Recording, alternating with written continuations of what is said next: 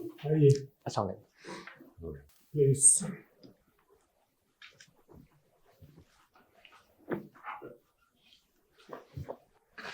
Okay, introduce yourself to one of us. I'm Ahmad from district Gujranwala. Just give us the salient features of the Constitution of 1973. The Constitution of 1973 has fundamental rights for Article 8 to Article 28 for our population. Then it forms three major structures of the governance, including parliament, including our judiciary, and including our executive. And then we have emergency powers, and then we have our other articles related to ordinances, ordinance formation, and their schedules for the government. And there are federal legislative list. Previously, there were two lists, federal legislative list and concurrent legislative list.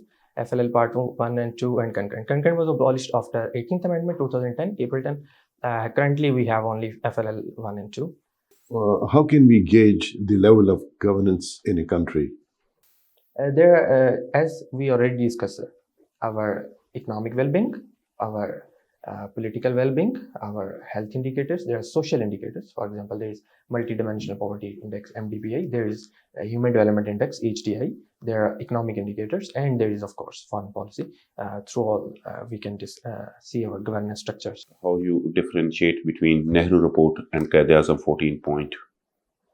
I would start from one quote from Ambedkar. When Nehru Report and Quaid-e-Azam 14 points were both done, he said that I think there were not a lot of differences between them, but there was not a will to overcome this gap. The major three differences were, we wanted Muslim League, as Quaid-e-Azam in his points, he wanted 1/3 representation in the central legislature and separate electorates for Muslims of India. In Nehru's report, these were not granted to Muslims. These have been granted before when in Lucknow Pact they agreed. That's why we moved on forward. However, it was not. Who was the author of Nehru Report?